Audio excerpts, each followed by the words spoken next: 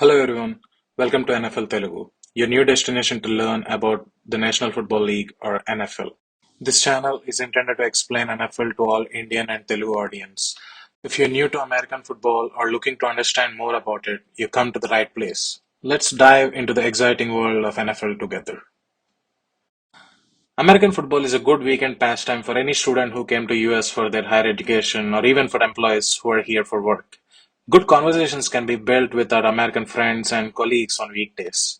You can actually surprise them by joining their conversations about the NFL and even join their fantasy football leagues or weekly pick 'em up lists. NFL and college football are mostly similar, but there are some differences in rules. In this video, we'll learn about the NFL. The NFL is a professional American football league with 32 teams split between National Football Conference (NFC) and American Football Conference (AFC). Teams like the Dallas Cowboys, Kansas City Chiefs, and the Pittsburgh Steelers have a rich history in the league. This game looks like rugby, but it is quite different in its rules and how it is played. The object of the game is to score more points by getting the football into opponent's end zone by running or passing. This game is a combination of strategy, athleticism, and teamwork, but it is more physical than any other form of American football. Each team is divided into three units: offense, defense, and special teams. Offense aims to score, defense prevents scoring, and special teams play punting and kicking plays. Let's learn about these three teams later in the video. My aim is for you to able to understand the game while watching it. So I may explain some concepts in different order than others, but I try to keep it as beginner friendly as possible. Understanding the NFL game starts with understanding the key part of the game, the field. An NFL field is 120 yards long and 53.3 yards wide. The field consists of two 10-yard end zones, one at each end. These end zones are crucial because they are scoring areas. I'll explain their importance throughout the video. The field is marked with yard markers and lines at every 5 yards to help players and fans track the position of the ball. The 50-yard line is located in the middle with numbers decreasing towards each end zone.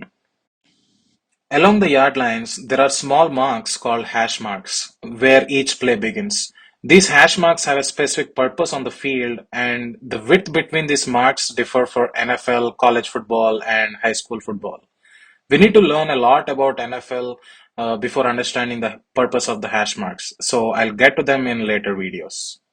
End zones are critical areas. A team scores a touchdown when they move the ball into their opponent's end zone. Defensively, teams aim to stop the opposing team from entering their end zone.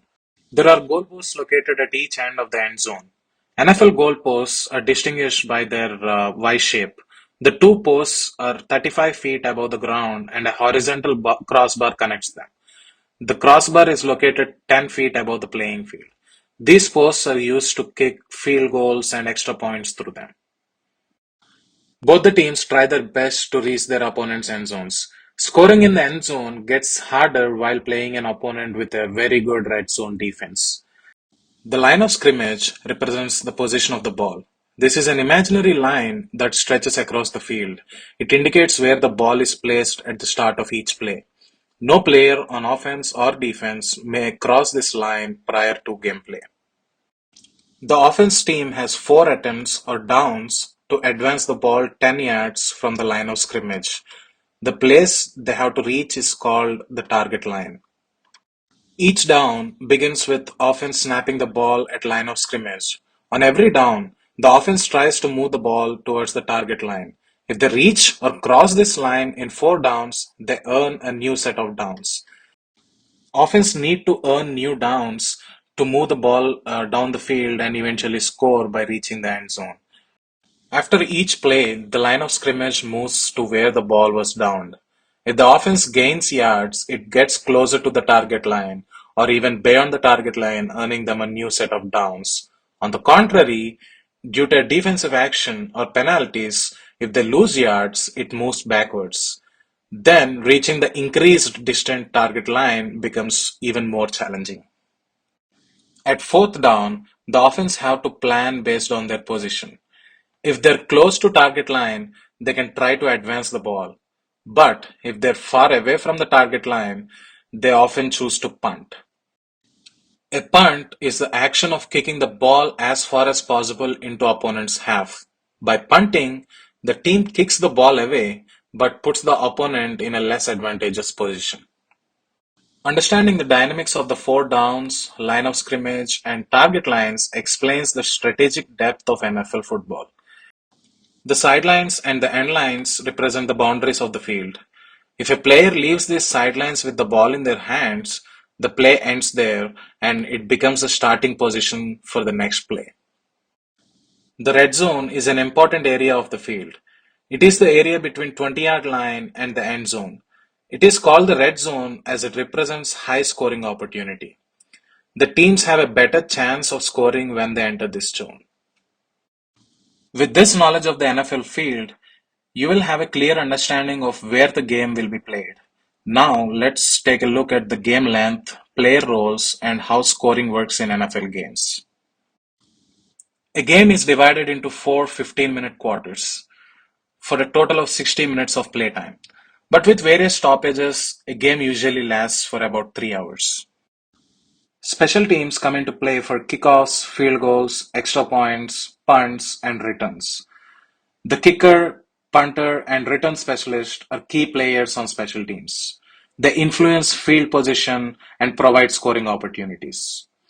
From long field goals to dynamic kick returns, special teams can decisively influence the pace of the game. Kicking includes kickoffs, field goals, and extra points.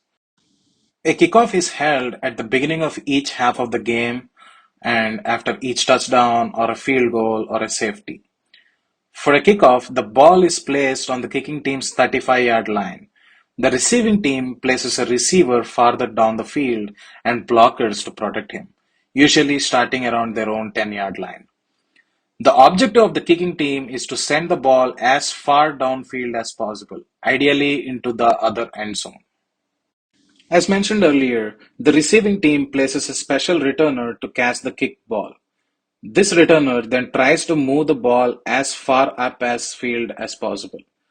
When the returner is tackled or when the ball goes out of the end lines, the play ends. When the ball is kicked into the end zone, if the returner decides not to run the ball back into the field of play by downing the ball in the end zone, or if it gets out of the end zone, it is called a touchback. The ball is then placed on the offensive team's 25-yard line as their first line of scrimmage. Till now in this video, we have learned about kicking teams, punt, and kickoffs. Let's learn about their field goals and extra points when we get into the scoring section. An offense consists of the quarterback, wide receivers, running backs, and the offensive line.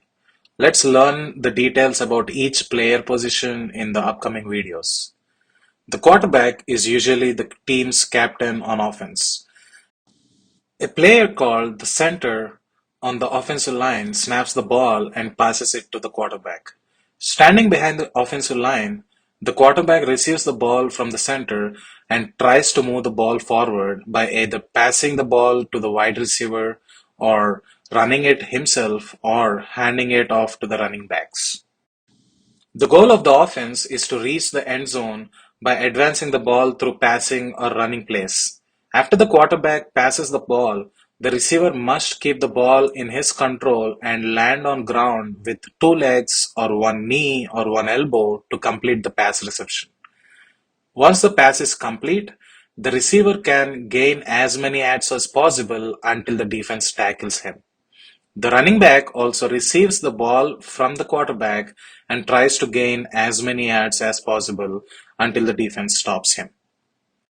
When a defensive player catches a passed ball in the middle, it's called an interception.